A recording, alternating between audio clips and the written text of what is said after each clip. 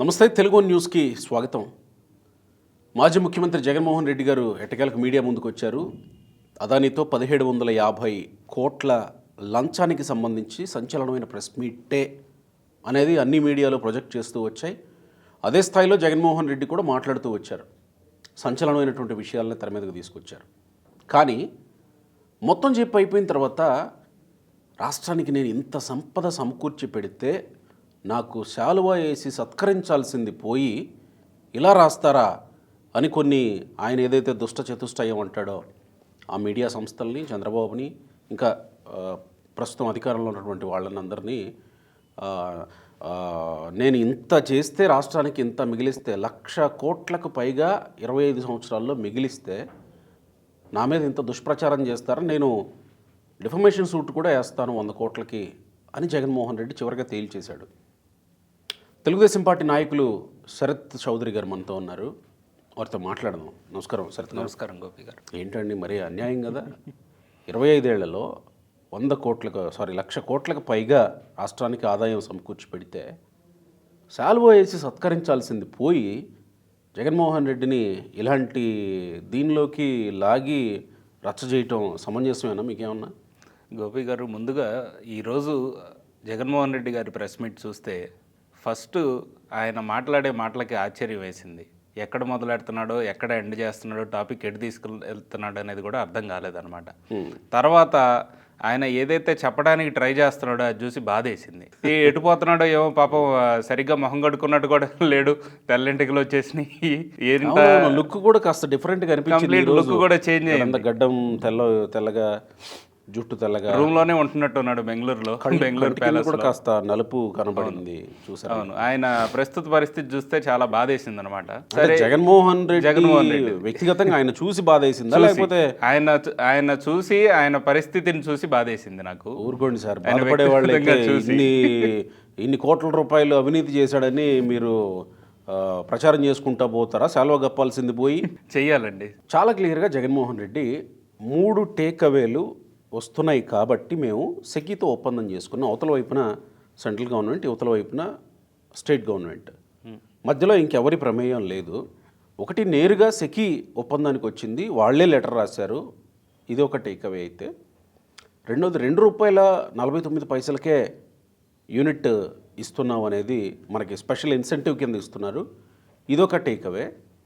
మూడోది ఎటువంటి ఇంటర్స్టేట్స్ transmission charges లేకుండా ₹2.49 మనకి ఇవ్వడానికి సెకీ సిద్ధమైంది, ఇది special incentive for Andhra Pradesh state only అనేది జగన్మోహన్ రెడ్డి. ఇక 3 టేక్అవేలు ఇచ్చింది చాలా క్లియర్గా ఉంది. ఇక దీన్ని పట్టుకొని ఏదో రాద్ధాంతం చేస్తారేంటి? గోపి గారు, ఇక్కడ అతను చెప్పిన 3 టేక్అవేలతో పాటు 4వ టేక్అవే ఒకటి చెప్పడం మర్చిపోయారు తను. ఏంటది 4వ టేక్అవే ఏంటి అని అంటే 1,550 కోట్లు అతనికి సపరేట్గా ఇచ్చిన టేక్అవే గురించి ఆయన చెప్పలేదు.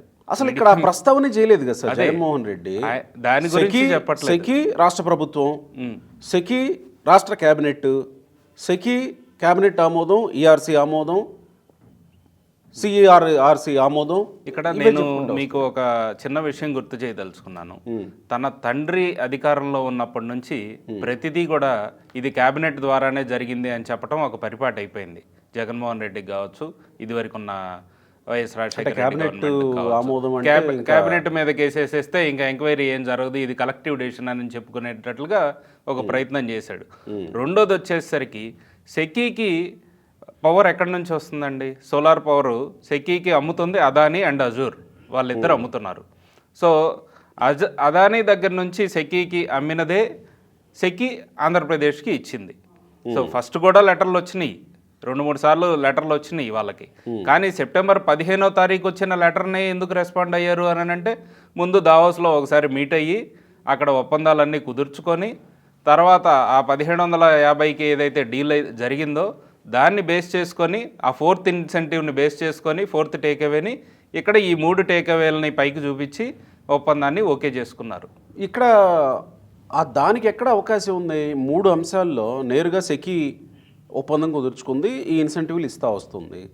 ఇక లంచంకి ఎక్కడ అవకాశం ఉంది? ఎందుకు అదానీ వైపు నుంచి లంచం జగన్మోహన్ రెడ్డికి వస్తుంది, దాన్ని ఎట్లా ఎస్టాబ్లిష్ చేస్తారు? సార్ ఇప్పుడు ఎవరైనా ఒక మ్యానుఫ్యాక్చరర్ త్రూ సబ్స్టేషన్ ద్వారా ఒకరికి అమ్ముతున్నారు అని అనుకోండి, డైరెక్ట్ మ్యానుఫ్యాక్చరర్ కూడా కొంతమందిని అప్రోచ్ అయ్యి మీరు దీంట్లో హెల్ప్ చేయండి, మాకు ఎంతో కొంత దీని బదులుగా నేను మీకు ఎంతో కొంత ఇస్తాను అని చెప్పుకునే ఛాన్సులు ఉంటాయి ఎక్కడో కూడా. మధ్యలో ఇప్పుడు అమెజానే ఉంది, ఒక పర్సన్ డైరెక్ట్గా కూడా అమ్మచ్చు, లేదా త్రూ అమెజాన్ కూడా అమ్మచ్చు.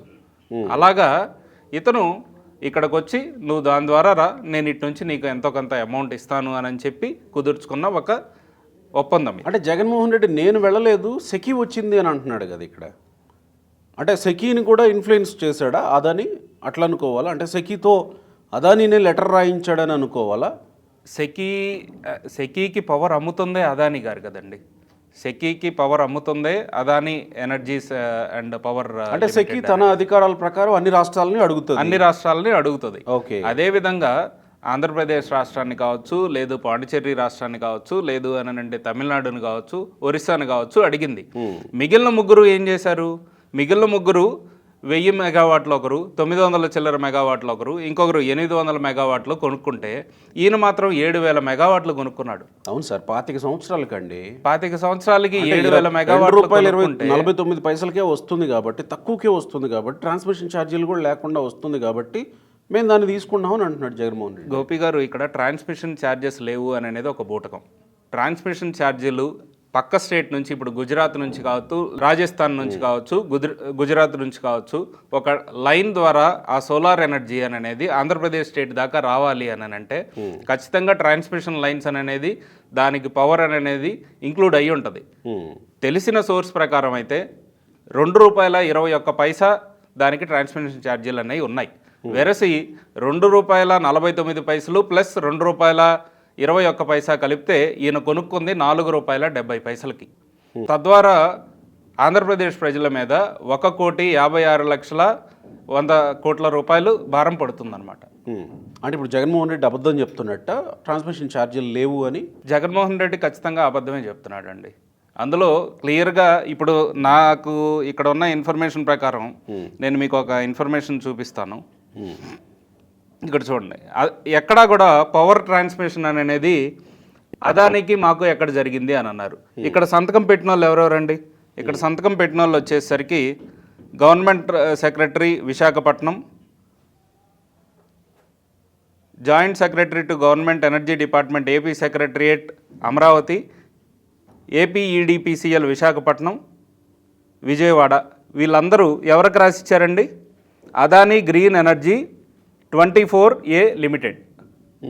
ఇది మరి అంత తక్కువగా వస్తున్నప్పుడు అదానీ లంచం ఇవ్వాల్సిన అవసరం ఏముంటుంది జగన్మోహన్ రెడ్డికి? అదానీ లంచం ఇవ్వాలి అనేది ఎందుకు అనండి, ఎవరైనా వాళ్ళ ప్రోడక్ట్, దీన్ని లంచం అని కాదు, ఇన్సెంటివ్ అని కొత్త పదం తీసుకొచ్చారు. తక్కువ వస్తుంది కదా సార్. ఇప్పుడు సెకీనే తక్కువగా ఇస్తుంది మిగతా రాష్ట్రాలతో పోల్చుకున్నప్పుడు. సెకీనే తక్కువగా ఇస్తున్నప్పుడు ఇక లంచం ఇచ్చి మరీ తక్కువగా ఇవ్వాల్సిన అవసరం ఏమొస్తుంది? అంటే ఇప్పుడు గుజరాత్లో ₹1.98 ఇస్తున్నారండి. దాంతో పోలిస్తే ఆంధ్రప్రదేశ్కి ₹2.49 ప్లస్ ట్రాన్స్మిషన్ ఛార్జీలు అంటే ₹4.75. అంటే గుజరాత్లోనే పవర్ జనరేట్ అవుతుంది కాబట్టి ట్రాన్స్మిషన్ ఛార్జెస్ ఉండవు కాబట్టి వాళ్ళకి తక్కువ వస్తుంది అని జగన్మోహన్ రెడ్డి ఇచ్చిన క్లారిఫికేషన్ అక్కడ. ఇప్పుడు మనకి ఏదైనా ఒక వస్తువు సోలార్, ఇప్పుడు ఇదివరకు ఇంటర్నెట్ యుగం తీసుకున్నాను, మనం 512 KB ఇంటర్నెట్ వస్తే చాలా గొప్ప అనుకునేవాళ్ళు ఒక 10 సంవత్సరాల వెనక. అది కాస్త 2G అయ్యింది, 3G అయ్యింది, ఇప్పుడు ప్రస్తుతం 5G ఉంది, ఇంకొక 2-3 సంవత్సరాల్లో 6G వస్తుంది. సో మనకి ఈ యుగాలు పెరిగే కొంది, అంటే ఈ టెక్నాలజీ పెరిగే కొంది మనకి రేట్లు తగ్గుతున్నాయా పెరుగుతున్నాయా అండి? తగ్గుతూనే పైసల్లో కూడా వచ్చేసినాయి. 1 GB 1 పైసా అనే ఇది కూడా వచ్చింది. అలానే సోలార్ అనేది పక్క రాష్ట్రం నుంచి ఇక్కడికి ఇంపోర్ట్ చేసుకునే వ్యవధిలో ఇక్కడ అనంతపూర్ డిస్ట్రిక్ట్లో కానీ ఇంకా కొన్ని డిస్ట్రిక్ట్లో కంప్లీట్ సోలార్ సెటప్పే కనుక చేస్తే, ఇప్పుడు 2 రోజుల ముందు మనం చూసాం కుప్పం నియోజకవర్గాన్ని ఒక రోల్ మోడల్గా పెట్టుకొని ఒక పైలట్ ప్రాజెక్ట్ కింద సోలార్ ప్లాంట్ ఒకటి సెటప్ చేద్దాము అని అనుకున్నారు. అలానే మిగిలింది కూడా ఇక్కడే సెటప్ చేసుకుంటే మనకి ఇంకా ఎంత తక్కువకు రావచ్చు. ఆ విధంగా కూడా మనం ఎవరైనా అగ్రిమెంట్ కానీ ఇంకో దానికి వెళ్తే ఒక 5 సంవత్సరాలు, లేదు అతని టెన్యూర్ ప్రకారం ఆయన ఉన్న టెన్యూర్ ఒక 5 సంవత్సరాలు, తర్వాత రీలైసెన్సింగ్ కావచ్చు, మళ్ళీ ఇంకోసారి చేసుకునేదానికి కావచ్చు, అట్లా ఉంటుంది. కానీ ఈయన 25 సంవత్సరాలు ఆ లిక్కర్ బిజినెస్ని అలానే తాకట్టు పెట్టాడు, 25 సంవత్సరాలు. ఇక్కడ ఈ సోలార్ ఎనర్జీని 25 సంవత్సరాలు తాకట్టు పెట్టాడు.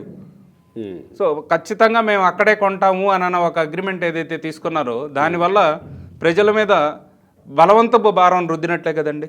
అంటే ఇక్కడ ఇంకొకటి గుర్తొచ్చింది నాకు, కొంచెం వెనక్కిపోతే బాలినేని శ్రీనివాసరెడ్డి అర్ధరాత్రి నన్ను లేపి సంతకం పెట్టమన్నారు దీని మీద, నేను పెట్టలేదు, అందుకనే తెల్లారి పొద్దున క్యాబినెట్లో అప్రూవల్ చేయించుకున్నాడు అనే దాన్ని మాత్రం జగన్మోహన్ రెడ్డి దాన్ని అంగీకరించాడు. అవును, ఎస్, తెల్లారి పొద్దున క్యాబినెట్లో మేము దాన్ని టేబుల్ ఐటమ్గా చేర్చామనే దాని విషయాన్ని అంగీకరించినట్టే అయింది. అవును కదా. అవును. సో ఇక్కడ ఈ మొత్తంలో ఈ లంచం ఇక్కడికి వచ్చింది, లేకపోతే అమెరికా ఉన్నటువంటి సెక్యూరిటీస్ అండ్ ఎక్స్చేంజ్ సంస్థ జగన్మోహన్ రెడ్డి పేరు కూడా చేర్చింది. ఈ లంచానికి సంబంధించి జగన్మోహన్ రెడ్డి అసలు మాకు సంబంధమే లేదు, అమెరికాలో అంటే బైడెన్ పేరు నేను ఇక్కడ చేరిస్తే అది అతని మీద కేసు ఉన్నట్ట, లేకపోతే అసలు సెకీతో మేము ఒప్పందం కుదుర్చుకుంటే ఇక అదానీ ఎక్కడి నుంచి వస్తాడు, సెకీ ఎక్కడి నుంచి తెచ్చుకుందో మాకు సంబంధమే లేదు, సెకీ ఎక్కడి నుంచి కొంటుందో మాకు సంబంధమే లేదన్నట్టు మాట్లాడుతున్నారు. ఇందాక జగన్మోహన్ రెడ్డి గారి ప్రెస్ మీట్ చూస్తే నా సిఐడి తోటి నేను బైడెన్ మీద కేసు పెట్టిస్తే నడుస్తుందా అని అన్నాడు. ఆయన పాపం ఇంకా ఆ ట్రాన్స్ లోంచి బయటికి రాలేని పరిస్థితిలో ఉన్నాడు. ఇంకా తనే గవర్నమెంట్ నడుపుతున్నట్టు, తనే ముఖ్యమంత్రి అని అన్నట్టు, ఇంకా కూడా కుర్జీలు సరెండర్ చేయకుండా గవర్నమెంట్కి అదే పాత కుర్జీలు ఏదైతే గవర్నమెంట్ నుంచి దొంగతనం చేశారో అదే కుర్జీల్లో కూర్చొని ఆ ప్రెస్ మీట్లు ఇస్తా ఆ ట్రాన్స్లో ఏదైతే ఉన్నాడో, అందుకే ఇందాక ఓపెనింగ్ రిమార్క్స్లోనే నేను చెప్పాను ఆయన మొహం చూస్తేనే చాలా జాలేస్తుంది అని. సో బాలినేని శ్రీనివాసరెడ్డి గారికి అర్ధరాత్రి 10:30 తర్వాత 1 గంట లోపు దగ్గర దగ్గర 12-13 మిస్డ్ కాల్స్ ఉన్నాయి. శ్రీకాంత్ అనే ఒక కార్యదర్శి నుంచి అండ్ సాయినాథ్ అనే వాళ్ళ నుంచి, వీళ్ళిద్దరి దగ్గర నుంచి వరుసగా కాల్స్ అవి చూసి ఇక్కడ ఏదో జరగబోతుంది అని ఆయన ముందే గ్రహించి, ఇది ఇంత పెద్దది నేను ఒప్పుకునేది కాదు కదా, రేపు పొద్దున ఎలాగో క్యాబినెట్ ఉంది కాబట్టి అందులో ప్రపోజల్ పెట్టండి అని తెలివిగా చెప్పారు. సో ఇక బాలినేని శ్రీనివాసరెడ్డి గారు క్యాబినెట్లో పెడదాము అన్న తర్వాత క్యాబినెట్లో ఇంకా తిను మోనోపోలీ కాబట్టి సరే ఇది మనకు మంచి ఇన్సెంటివ్స్ అన్నీ ఉన్నాయి, రాష్ట్రానికి మంచిగా జరుగుతుంది అని అంటే అక్కడ ఉన్న మంత్రులు అప్పట్లో పప్పెట్స్ అనమాట. వాళ్ళు ఏమంతా ఇన్డెప్త్గా వెళ్ళి ఏదో ఆలోచించి చేసేవాళ్ళు కూడా కాదు, నామకే వాస్తే మంత్రులు కాబట్టి. ఈయన ఇన్సెంటివ్ చెప్పాడు కదా, స్టేట్కి ఇన్సెంటివ్ అని అనుకున్నారు, ఆయనకు వచ్చే పర్సనల్గా 1750 ఇన్సెంటివ్ అని వాళ్ళు గ్రహించలేకపోయారు. ఇంక్లూడింగ్ బాలినేని శ్రీనివాసరెడ్డి గారు కూడా గ్రహించలేకపోయాడు, ఈయనకి ఏదో సపరేట్గా 1750 ఇన్సెంటివ్ వస్తుందని.